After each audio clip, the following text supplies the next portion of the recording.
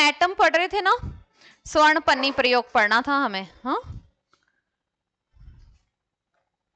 ऊपर देख ले भाई, अब तो बीती तो गई गई जो तो गई, अब तो इधर संभाल ले। बताओ भाई, प्लम पुडिंग मॉडल किसने दिया था? रदरफोर्ड ने दिया था। डंडा हो ना यहाँ पे, ऐसे पड़े सोट तुम्हारे। प्लम पुडिंग मॉडल किसने दिया था? जे थॉमसन ने। किसकी खोज की थी उसने इस मॉडल से? किसकी खोज की थी? इलेक्ट्रॉन की खोज की थी। तरबूज है ना, वो उसका लाल भाग होता है, वो तो क्या होता है? किसका धनावेश? किसका धनावेश? परमाणु का धनावेश। परमाणु के लिए चल रहा है ना सारा, तुम्हारी और मेरी जिंदगी का डिस्कशन थोड़ी चल रहा है, ये परमाणु का डिस्कशन चल रहा है ना।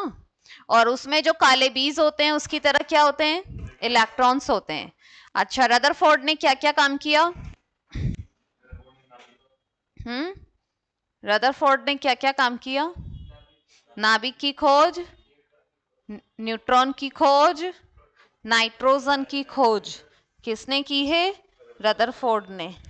समझ गए क्या? चलो भाई, अभी हम स्वर्ण पन्नी प्रयोग पढ़ रहे थे ना, गोल्ड फॉइल मॉडल।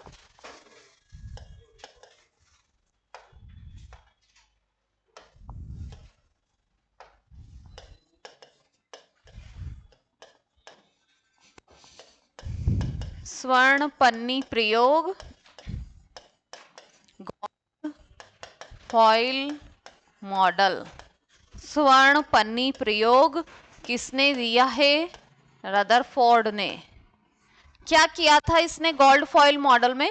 इधर देख लो भाई, इसने गोल्ड फॉइल मॉडल में क्या किया था? इसका नाम ही स्वर्ण पन्नी प्रयोग है। तो इसने सोने की पन्नी पर किसकी बौछार की थी? अल्फा कणों की बौछार की थी। अल्फा कण, अल्फा कणों का फॉर्मूला होता है 2He4। ये 2He4 ही अल्फा कण होते हैं। तो सोने की पन्नी पर अल्फा कणों की बौछार की, तो कुछ अल्फा कण तो सीधे निकल गए, कुछ अल्फा कण टकरा के बैक हो गए, और कुछ अल्फा कण टकरा के वापस आ गए। समझ गए? कुछ तो सीधे निकल गए, मतलब कोई मतलब ना तो अट्रैक्शन हुआ ना, मतलब रास्ते विचलित हो गए, और कुछ है वो वापस बैक आ गए। इसका मतलब क्या हुआ? इसका मतलब क्या हुआ? ये बीच में से ऐसी कोई चीज थी ना जिससे ये टकरा के वापस आ गए। यहां से गेंद को फेंके, अब सामने दीवार होगी तो वापस आएगी ना, नहीं तो बाहर चली जाएगी ना, कोई अवरोध तो होगा तो ही तो बैक आएगी ना। तो ये यहां से इसने बॉल फेंकी, बीच में से टकरा के वापस आ गई, इसका मतलब बीच में कुछ तो था ना, और वो बीच में जो कुछ था उसका वो ही वास्तव में क्या था? नाभिक था। समझ गए? तो इस ये जो जहां से सीधे निकल गए ना, ये तो परमाणु का खाली भाग था, वो वाला, ये वाला, ये वाला, यहां से सीधे निकल गए, ऐसे था वो एक्चुअल कंडीशन। और ये सरफेस से टकरा के अपने मार्ग से विचलित हो गए, लेकिन वो जो जस्ट नाभिक से टकराए वो बैक हो गए। ये वो चित्र एक्चुअल में ये वाला चित्र है। समझ गए क्या? और इसने अपने प्रयोग में सोने की पन्नी ही काम में क्यों ली थी? सोना तो बल्कि महंगा आता है ना, और कोई ले लेता, चांदी तांबा लोहा कुछ भी ले लेता, सोना ही क्यों काम में लिया इसने अपने एक्सपेरिमेंट में? सोने की आघात वर्धनीयता सर्वाधिक होती है, कल ही पढ़ाया था मैंने आपको। सोने की आघात वर्धनीयता सर्वाधिक, तो इस बिल्कुल पतली से पतली शीट बन गई ना। सबसे बारीक शीट दुनिया में गोल्ड की बन सकती है, सबसे पतला तार दुनिया में सोने का ही बन सकता है, चांदी का भी बनता है, लोहे का भी बनता है, तांबे का भी बनता है, लेकिन सबसे पतला सोने का बनता है। तभी तो इसकी आघात वर्धनीयता ज्यादा लिखी है ना हमने। समझ रहे हो क्या? तो सोने की पन्नी इसलिए ली क्योंकि इसको बिल्कुल बारीक से बारीक फॉइल चाहिए थी। अगर ज्यादा हैवी है, लोहे का चद्दर लगा देंगे तो वैसे भी टकरा के आ ही जाएगा ना। बिल्कुल पतली शीट है, उससे भी टकरा के वापस आ रहा था वो कण। तो वास्तव में पता चला कि वो बीच में कौन था? नाभिक। तो इस प्रयोग से किसकी खोज हुई थी? नाभिक की खोज हुई थी। इसने सोने की पन्नी काम में क्यों ली थी? आघात। इसने ना इस सोने की पन्नी के चारों तरफ ऐसे जिंक सल्फाइड का पर्दा लगाया था, जिंक सल्फाइड का पर्दा। तो जिंक सल्फाइड का पर्दा किस लिए लगाया था? जिंक सल्फाइड का पर्दा लगाया था ताकि ये अल्फा कणों का मार्ग देख। ये जिंक सल्फाइड है ना, ये स्फुर दीप्ति उत्पन्न करता है। स्फुर दीप्ति, जिसको हमारी सामान्य भाषा में क्या कहते हैं? चमक। स्फुर दीप्ति उत्पन्न करता है, चमक उत्पन्न करता है, जिससे ये जो अल्फा कण गुजरेंगे वो दिखेंगे तो सही ना कि कहां से कैसे जा रहे हैं। समझ गए? तो अल्फा कणों का मार्ग पता करने के लिए इसने जिंक सल्फाइड का पर्दा लिया था।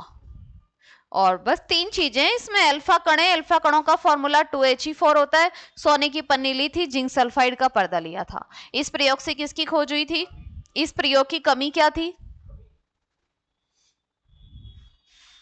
लिखो, पहले इतना बनाओ, कमी तो बात की बात है।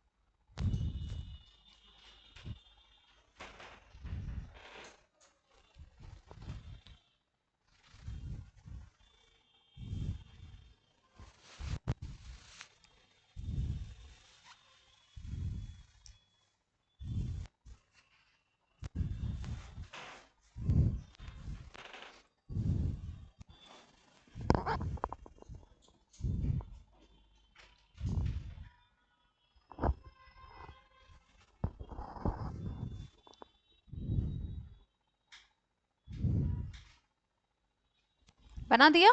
लिख दो, इसने अल्फा कणों की सोने की पन्नी पर बौछार की।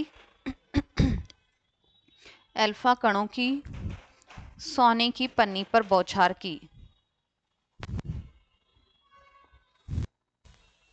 कणों की सोने की पन्नी पर बौछार की, जिसमें से कुछ अल्फा कण बीच में से टकराकर वापस आ गए। कुछ अल्फा कण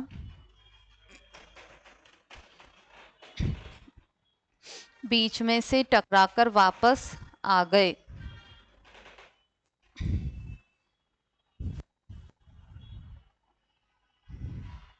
समझ गए? तो ये वाला नहीं लिखा है मैंने, कुछ सीधे निकल गए, कुछ मार्क से विचलित हो गए, मैंने डायरेक्ट ये वाली लाइन लिखाई है, आपको टकरा के वापस आ गए, तो वो बीच में कौन था? नाभिक। तो नीचे लिख दो, इस प्रयोग से नाभिक की खोज हुई।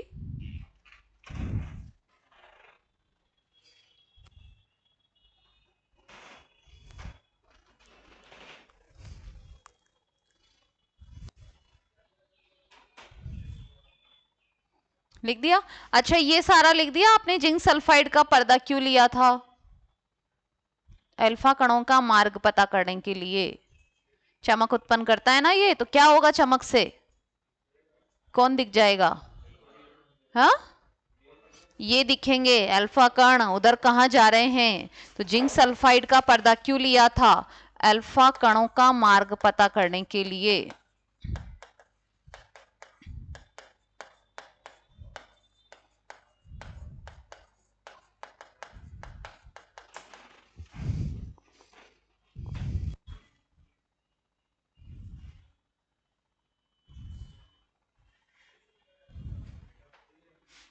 लिख दिया? चलो, इस मॉडल की कमी क्या थी? इसकी कमी थी कि चक्कर लगाता हुआ इलेक्ट्रॉन, अभी तक देखो नाभिक की खोज हो गई थी और वो उसके पहले इलेक्ट्रॉन की खोज हो ही गई थी। इलेक्ट्रॉन ऐसी कक्षा में थी, तो इस मॉडल की कमी थी कि ये जो चक्कर लगाता हुआ इलेक्ट्रॉन है वो नाभिक में क्यों नहीं गिरता? एनर्जी कम क्यों नहीं हो रही है इसकी? आप भी चक्कर लगाओगे, घूमोगे तो एट लास्ट थक के बैठ ही जाओगे ना। तो इसमें इलेक्ट्रॉन में ऐसा क्या है जो ये धुआंधार चक्कर ही मार रहा है? ये वाली कॉन्सेप्ट सेम वो है, मौत के कुएं में देखा मोटरसाइकिल सवार को, कार वाले को, वो भी एक लिमिट तक ही चला सकता है, फिर तो उसका फ्यूल खत्म होगा ही ना भाई। तो इसने, इस मॉडल की कमी थी, चक्कर लगाता हुआ इलेक्ट्रॉन नाभिक में क्यों नहीं गिरता? रदरफोर्ड इस बात को एक्सप्लेन नहीं कर पाया था।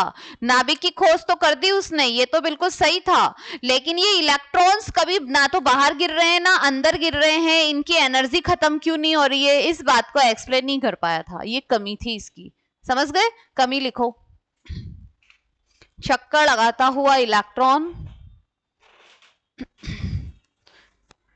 नाभिक में क्यों नहीं गिरता? चक्कर लगाता हुआ इलेक्ट्रॉन नाभिक में क्यों नहीं गिरता?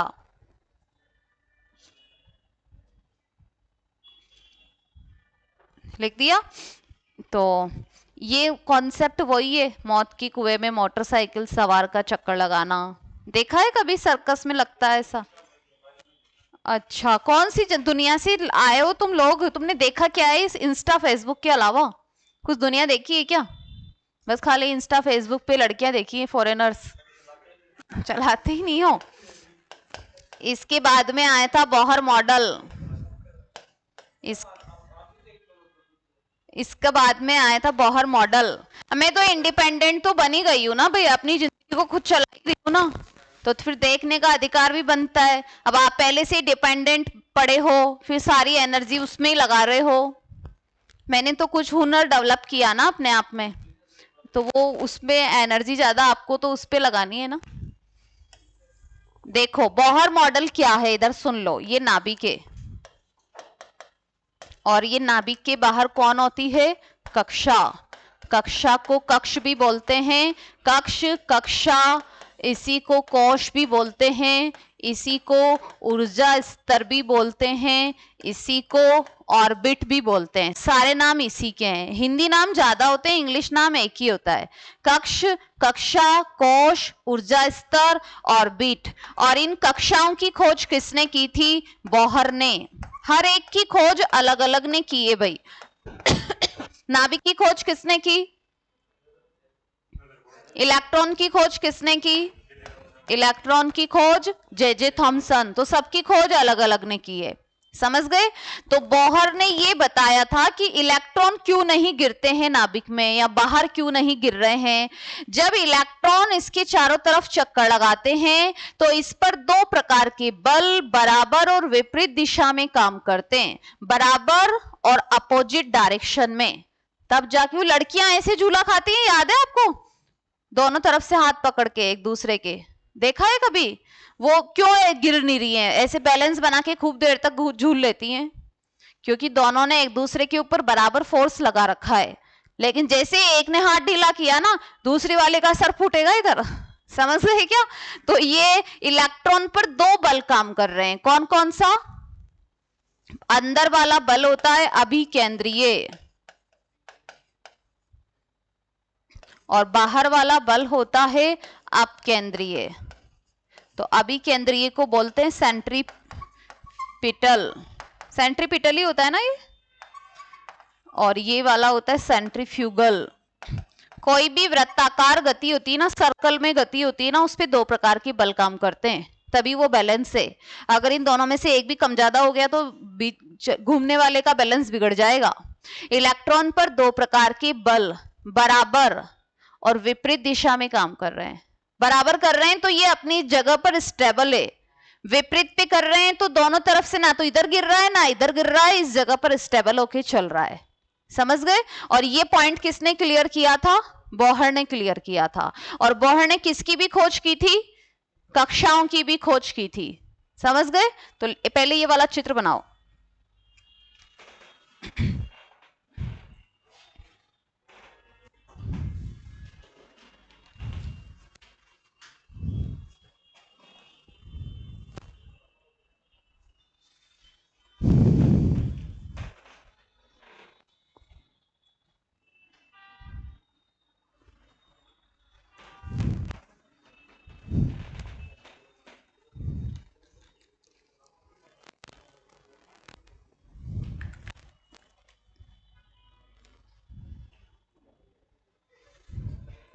ये बिल्कुल बेसिक इंफॉर्मेशन चल रही है, 10th से पहले पहले ही आ जाती हैं सारी चीजें।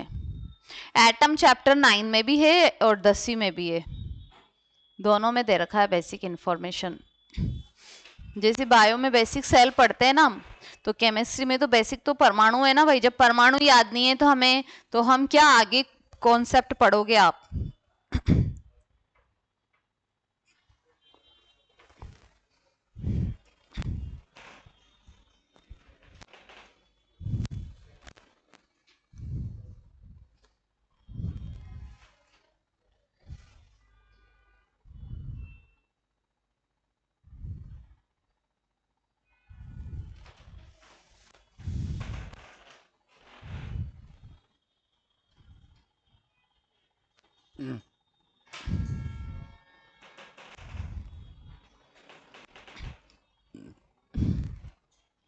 लिख दिया क्या?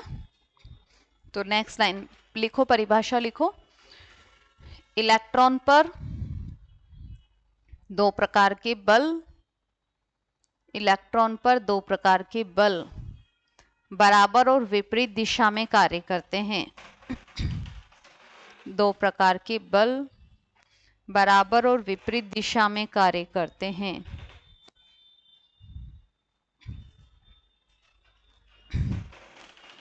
बराबर और विपरीत दिशा में कार्य करते हैं। समझ गए? तो अब अंदर की साइड में कौन सा बल लगता है और बाहर की साइड में? समझ गए? वो तो दिख रहा है ना चित्र में, अंदर की साइड में अभी केंद्रीय और बाहर की साइड में अपकेंद्रीय। अच्छा, वो जो देखते हो मिक्सी, जूसर, वॉशिंग मशीन कौन से सिद्धांत पर काम करते हैं? कभी वॉशिंग मशीन में देखें कपड़े धुलते हुए? क्या होता है उसमें प्रोसेस, क्या होती है? धुलते हैं, वो तो नाम ही वॉशिंग मशीन ही है, तो किसी को तो धो ही देगी। क्या होता है उसमें, एक्टिविटी क्या होती है अंदर? वो ऐसे उसके पहिए घूमते हैं ना, वो क्या पंखा लगा हुआ है जो घूमने का, वो घूमता है तो कपड़े मशीन की दीवारों से टकराते हैं ना। कपड़े साफ कैसे हो रहे हैं उसमें? तो भाई हम ऐसे तो ब्रश से रगड़ते, कोई पीटते डंडे से, लेकिन वो उसके अंदर कैसे साफ हो रहे हैं? वो ऐसे घूमती है तो कपड़े मशीन की दीवारों से टकराते हैं, तो टकरा टकरा करके साफ हो जाते हैं ना। भैया आप ऐसे तो मैल हटाने के लिए ब्रश रगड़ोगे, गांव में वो थेपी से ठोकते हैं, तो अब ना तो ब्रश लगा रहे हैं ना थेपी से ठोक रहे हैं, तो फिर कपड़े कैसे साफ हो रहे हैं? मशीन की दीवारों से टकरा रहे हैं वो, तो टकरा टकरा करके मैल अट जाता है उनका। तो उसमें कौन सा बल लग रहा है, अपकेंद्रीय या अभिकेंद्रीय? अच्छा, दीवारें अंदर होती हैं क्या? बाहर की साइड होती है ना, मतलब मशीन की बाहर ढांचा है ना दीवारों का, तो उस बाहर की तरफ टकरा रहे हैं ना कपड़े, तो अब केंद्रीय बल पर काम करता है वो। आप कभी जूस पीने जाना, वो जार को इतना भरेगा जब आप उसको जो भी ऑर्डर दोगे, फिर जब वो घूमेगा तो आपको जार फुल भरा हुआ दिखेगा। ऐसा होता है क्या? फिर बंद करेगा वापस इतना। तो इसमें क्या हुआ, कौन सा बल लगा? अब केंद्रीय या अभिकेंद्रीय? अच्छा, बिल्कुल भी बुद्धि नहीं करती है काम इसकी। इन दोनों की तो कर गई। अरे वो जार फुल भरा हुआ इसलिए दिख रहा है क्योंकि वो जो जूस है या जो मटेरियल है वो दीवारों से टकरा रहा है, तो वो टकरा के बाहर आपको ऐसे फुल भरा हुआ दिखता है। जैसे बंद होता है वापस इतना ही है ना, मटेरियल ही इतना ही था, लेकिन वो दीवारों से टकरा रहा है बाहर की साइड में। मतलब कौन सा बल लग रहा है? अब केंद्रीय। अंदर ही अंदर घूमता तो वो तो सीधी लाइन अंदर बनती ना, बाहर थोड़ी बनती, बाहर के साइड थोड़ी ना जा रहा। में मिक्सर, जूसर, वॉशिंग मशीन सब अपकेंद्रीय सिद्धांत पर काम करते हैं। और जब इलेक्ट्रॉन नाभिक के चारों ओर चक्कर लगा रहा है तो उस पर दोनों बल काम कर रहे हैं। समझ गए क्या? दोनों कर रहे हैं ना। ओनली यही करेगा तो बाहर आ जाएगा इलेक्ट्रॉन, ओनली यही करेगा तो अंदर चला जाएगा। दोनों कर रहे हैं। परिभाषा देखो क्या लिखाई है मैंने बराबर और विपरीत दिशा में दोनों इक्वली लड़कियां ऐसे झूल रही हैं, तो दोनों ने बराबर फोर्स लगा के पकड़ रखा है ना। एक का भी हाथ ढीला हुआ तो सर फूट जाएगा सामने वाली का। समझ गई क्या? चलो, तो बोहर मॉडल के बाद में हम अब परमाणु की बेसिक स्ट्रक्चर बनाते हैं भाई। परमाणु, एटम, ये तो बता ही दिया था। तत्व की सबसे सूक्ष्मतम इकाई होती है, कल ही बताया था ना। परमाणु की खोज का श्रेय किसको जाता है? John Dalton. जॉन डाल्टन ने क्या बोला था, इसकी परिभाषा सुन लो। किसी भी पदार्थ को तोड़ते जाएं तो अंतिम सूक्ष्मतम कण अविभाज्य रहेगा, जिसे क्या बोलते हैं? परमाणु। समझे क्या मैंने? क्या ये कोई पदार्थ है, इसको तोड़ते जाएंगे तो अंत में जो सबसे स्मॉल पार्टिकल आएगा जिसको तोड़ नहीं सकते हैं वो परमाणु होगा। तो केमिस्ट्री में सबसे छोटा परमाणु है, जैसे बायो में सबसे छोटी सेल होती है। यहां पर किसी भी पदार्थ को तोड़ेंगे तो अंतिम सूक्ष्मतम कण अविभाज्य रहेगा, जिसे परमाणु कहते हैं। बताया तो इसने सही था, बट ये वो सारा नहीं बता पाया था। इलेक्ट्रॉन, प्रोटॉन, न्यूट्रॉन क्या होते हैं ये सारे नहीं बताए थे इसने। लिखो इसकी परिभाषा, लिखो जॉन डाल्टन की। किसी भी पदार्थ को तोड़ते जाएं तो किसी भी पदार्थ को तोड़ते जाएं तो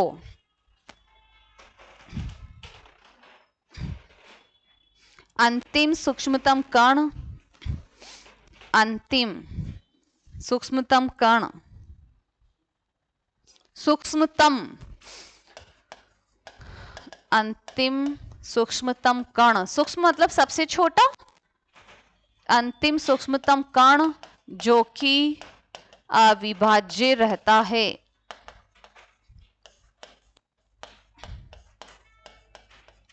अविभाज्य रहता है, उसे परमाणु कहते हैं।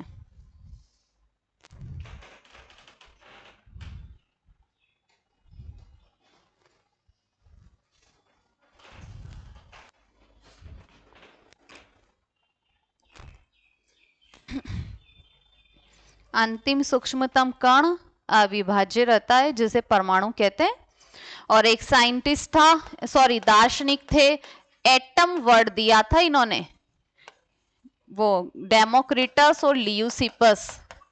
डेमोक्रिटस व लियूसिपस, ये दोनों वैज्ञानिक नहीं है। क्या है? ये दोनों दार्शनिक हैं, फिलोसफर्स हैं।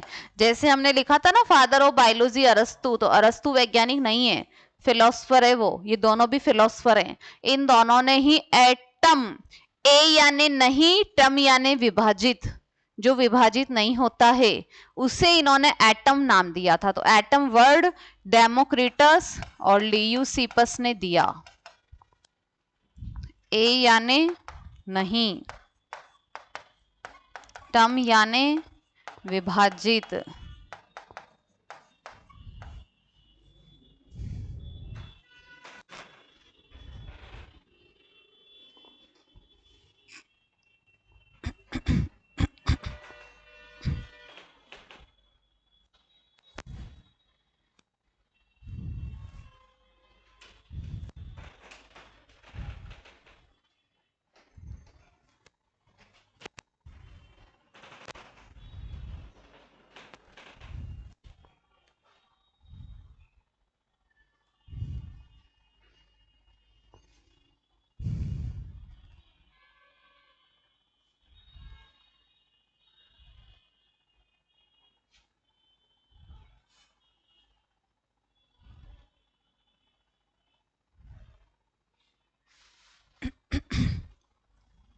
तो एटम वर्ड किसने दिया था? डेमोक्रिटस।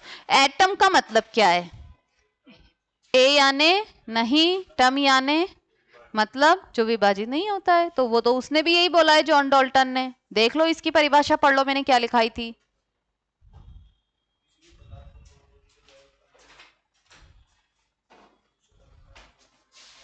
सेमी है ना, बात तो एक ही है, लेकिन ये दार्शनिक थे, वो वैज्ञानिक है, इसलिए खोज में नाम उसका आता है, क्योंकि तो विज्ञान पढ़ रहे हैं ना, तो प्रायोरिटी तो वैज्ञानिकों को दी जाएगी ना, दार्शनिकों को थोड़ी दी जाएगी।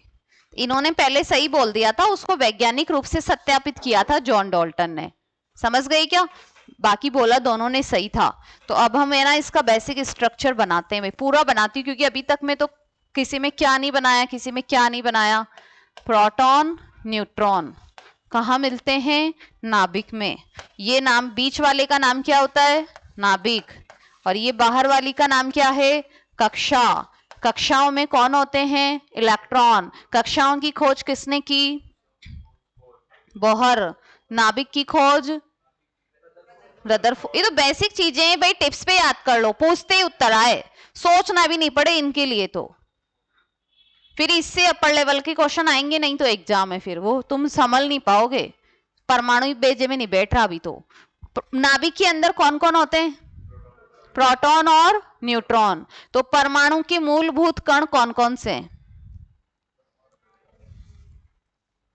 मूलभूत कण दिख रहे नहीं है क्या सामने? Electron, proton, neutron.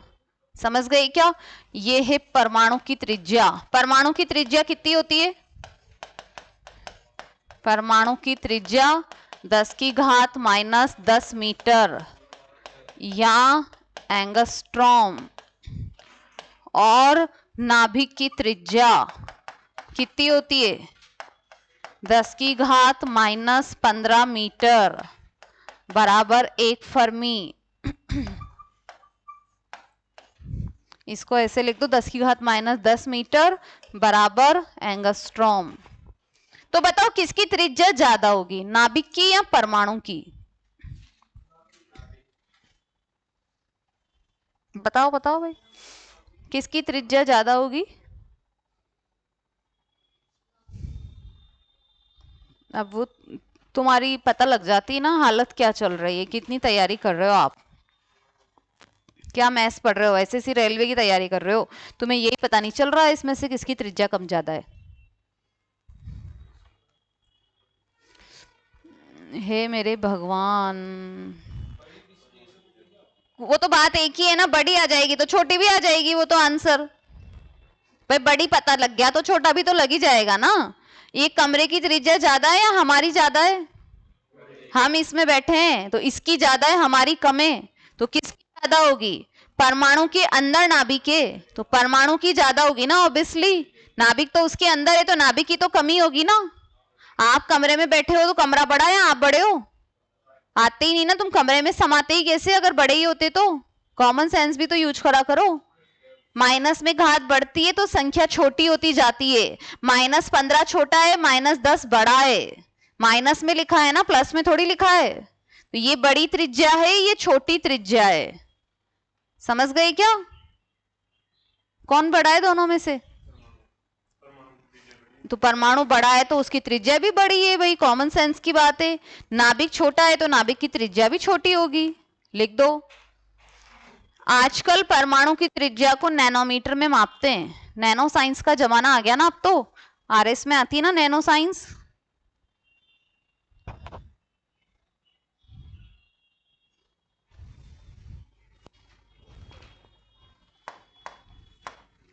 Proton plus neutron को बोलते हैं न्यूक्लियॉन। ये दोनों न्यूक्लियॉन कहलाते हैं, प्रोटॉन और न्यूट्रॉन।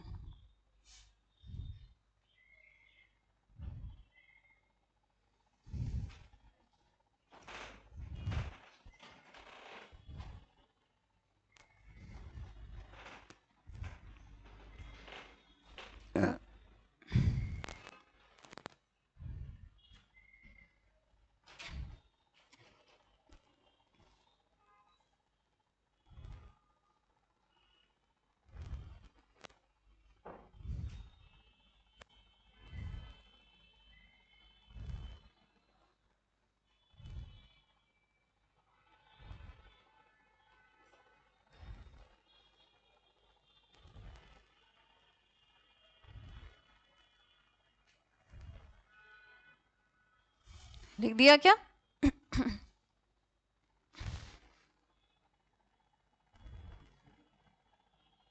कर दो आगे। तो प्रोटॉन और न्यूट्रॉन को क्या बोलते हैं? न्यूक्लियॉन। और नाभिक की त्रिज्या को किस में मापते हैं? फर्मी में। परमाणु की त्रिज्या को किस में मापते हैं? एंगस्ट्रॉम में। एक एंगस्ट्रॉम की वैल्यू कितनी है और एक फर्मी की वैल्यू कितनी है? समझ गए? चलो ऐसे टेबल बनाना है। पहले देख लो कि कितने कॉलम बनाने हैं। फर्स्ट तो यहां पर तो आएंगे मूलभूत कण, फिर यहां पर आएंगे खोजकर्ता, फिर यहां पर आएगा आवेश, और फिर आएगा द्रव्यमान। इतने कॉलम बनाने हैं और द्रव्यमान को 2 डिजिट में लिखेंगे, केजी में भी लिखेंगे और एमयू में भी लिखेंगे। तो इतने कॉलम बनेंगे। ये वाला छोटा बनेगा, वो वाले बड़े बनेंगे।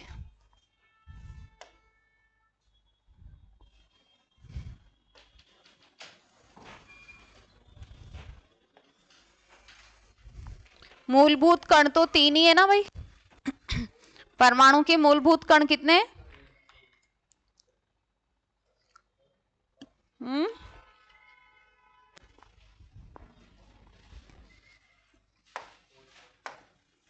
Electron, proton, neutron.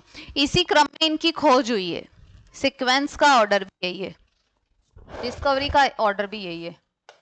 इलेक्ट्रॉन की खोज जे थॉमसन, प्रोटॉन की खोज रदरफोर्ड, रदरफोर्ड के बाद में गोल्डस्टीन, नाभिक की खोज जेम्स चैडविक।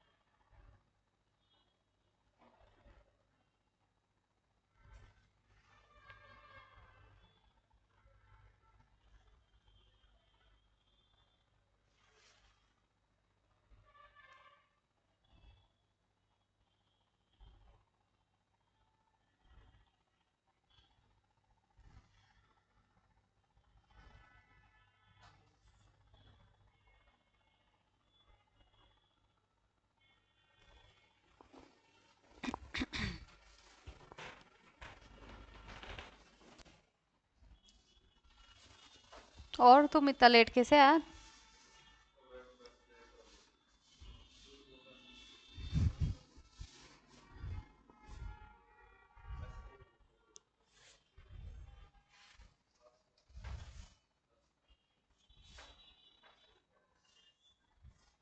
बना दिया। देखो इधर,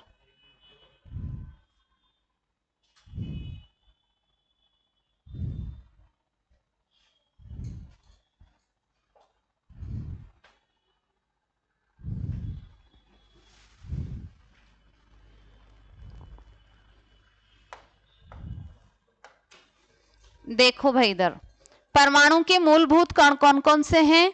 इलेक्ट्रॉन, प्रोटॉन, न्यूट्रॉन। इलेक्ट्रॉन कैसा कण होता है? प्रोटॉन धनावेशित, न्यूट्रॉन उदासीन। इलेक्ट्रॉन की खोज किसने की?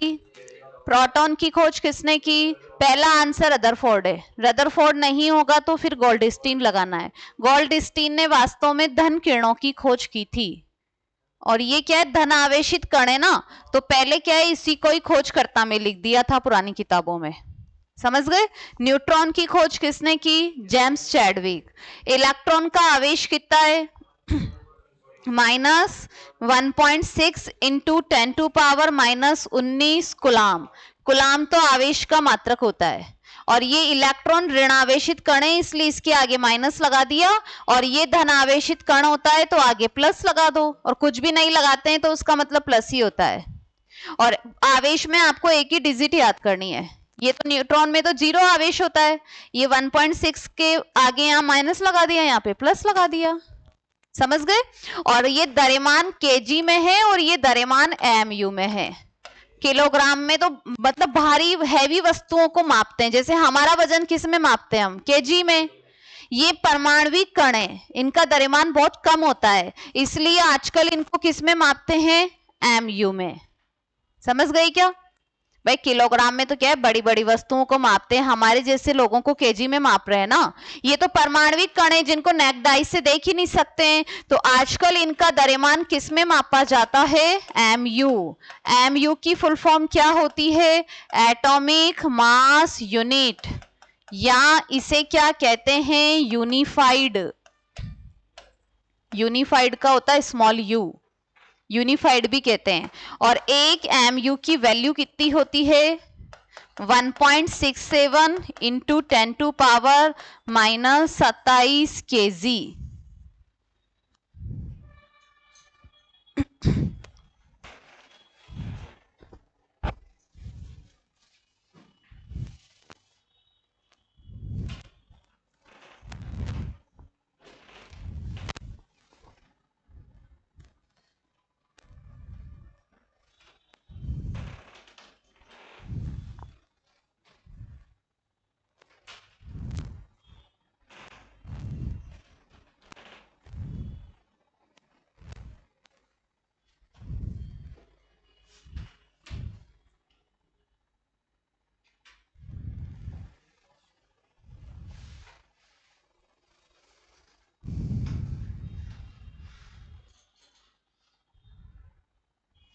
एक एमयू की वैल्यू कितनी होती है? 1.67 इंटू 10⁻⁻27 kg। ये एक एमयू की वैल्यू होती है। तो देखो, ये हमने द्रव्यमान केजी में लिखा है, ये हमने द्रव्यमान एमयू में लिखा है। परीक्षा में किस में दे रखा है वो आप देख लेना कि भाई दोनों में से एक का ही तो पूछेंगे ना आपसे। केजी में द्रव्यमान इलेक्ट्रॉन का कितना होता है? 9.1 इंटू 10⁻⁻31 kg। प्रोटॉन का कितना होता है? 1.672 इंटू 10⁻⁻27 kg। न्यूट्रॉन का कितना होता है? 1.673 इंटू 10⁻⁻27 kg। तो बताओ किसका द्रव्यमान ज्यादा है?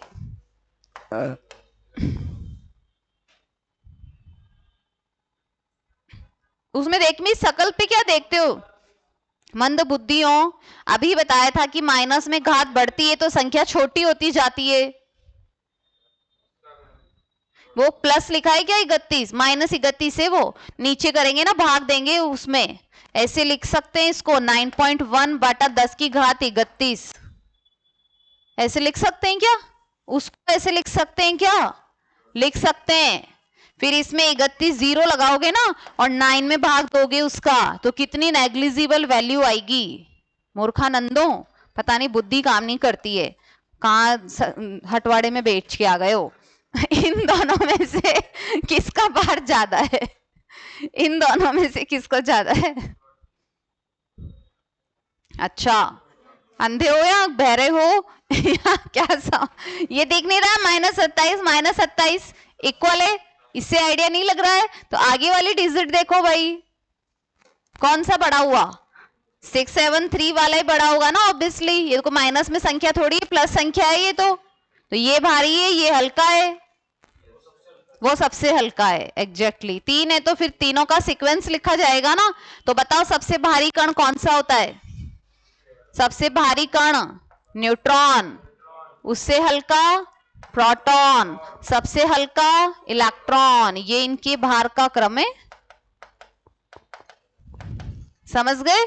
तो परमाणु का 99.99% द्रव्यमान किसमें होता है? नाभिक में। क्योंकि प्रोटॉन न्यूट्रॉन नाभिक में है, तभी तो वो अल्फा कण टकरा के वापस आ गए ना नाभिक से, क्योंकि नाभिक में द्रव्यमान ज्यादा है ना। तो भारी सामने भारी चीज आएगी तभी तो टकरा के आएंगे ना वापस, समझ गए क्या? अच्छा, और ये द्रव्यमान एमयू में है, तो एमयू में भी देख लो, इसका सबसे कम लिखा है, फिर इसका है, फिर सबसे ज्यादा इसी का ही है। इसमें है ना 1.8 है ना, ये 1.7 ही रह गया। तो बोलो इलेक्ट्रॉन का कितना होता है एमयू में?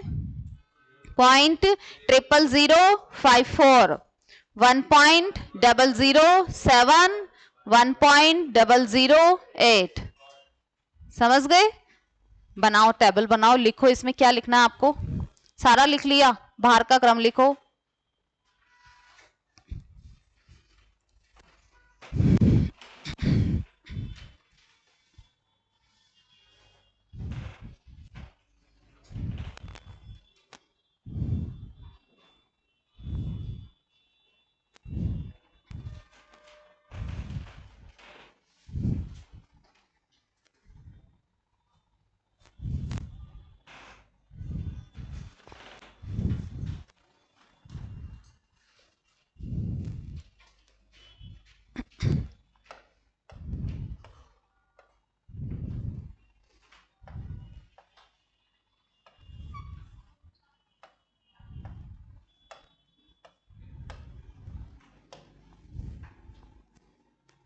बना दिया? देखो भाई, इलेक्ट्रॉन कैसा कण होता है? Proton neutron. इलेक्ट्रॉन की खोज किसने की? प्रोटॉन की खोज। नहीं मिले तो रदरफोर्ड, और दोनों हो तो वो ऐसा ऑप्शन ही नहीं रहेगा ना दोनों, फिर किसको प्रायोरिटी दोगे? जो पहले लिखा है उसी को प्रायोरिटी देनी है। नाभिक न्यूट्रॉन की खोज जेम्स चैडविक। अच्छा, आवेश में एक की वैल्यू याद करनी है आपको, 1.6 इंटू 10⁻⁻19 कूलम। इलेक्ट्रॉन है तो आगे माइनस लगा दो, प्रोटॉन है तो आगे प्लस लगा दो, न्यूट्रॉन का 0। द्रव्यमान केजी में इलेक्ट्रॉन का कितना होता है? 9.1 इंटू 10⁻31 केजी। प्रोटॉन का कितना है? 1.672 इंटू 10⁻27 केजी। और न्यूट्रॉन का कितना होता है? 1.673 इंटू 10⁻27 केजी। एमयू में कितना होता है द्रव्यमान? 0.00054। इसका कितना होता है प्रोटॉन का? 1.007। न्यूट्रॉन का कितना होता है? 1.008। समझ गए? चलो, ये वाला लिख दिया था एमयू के बारे में। अच्छा, ये बताओ इसमें और इसमें क्या अंतर है?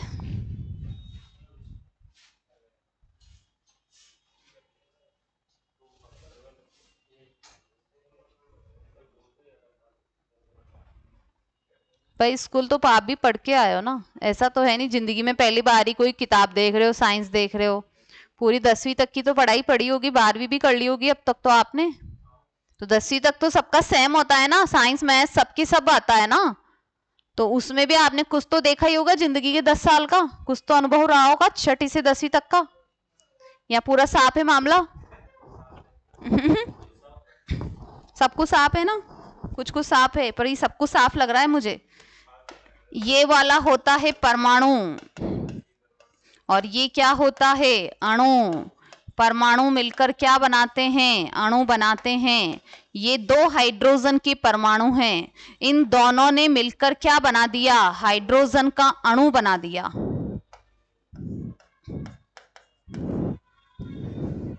समझ गई क्या?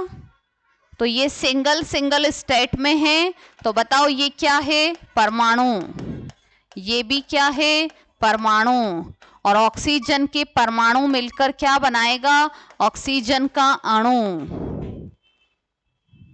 समझ गए? पहले बनाओ इतना।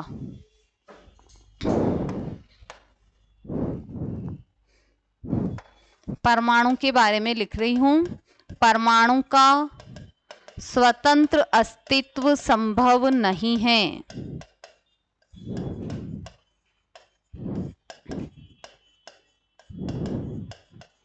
परमाणु का स्वतंत्र अस्तित्व संभव नहीं है क्योंकि परमाणु बहुत छोटा होता है, लेकिन परमाणु रासायनिक अभिक्रियाओं में भाग लेते हैं।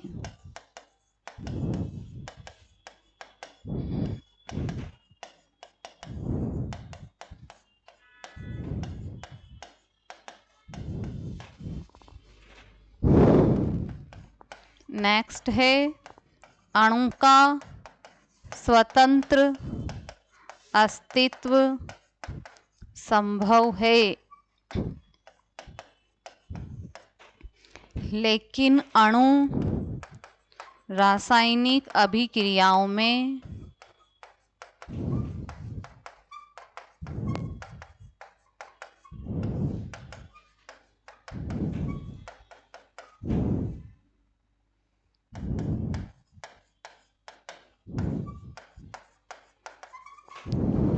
लिख दो।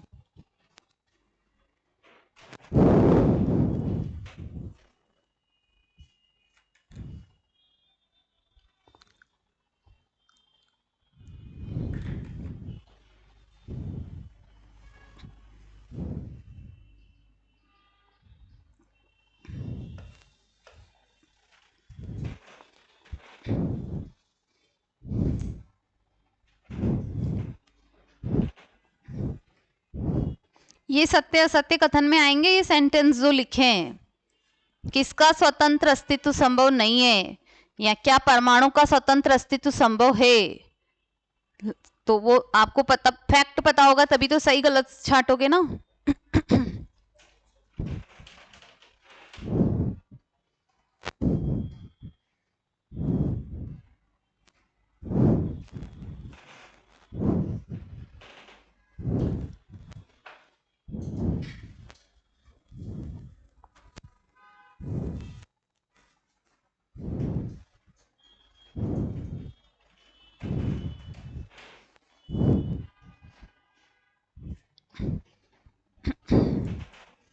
लिख दिया क्या?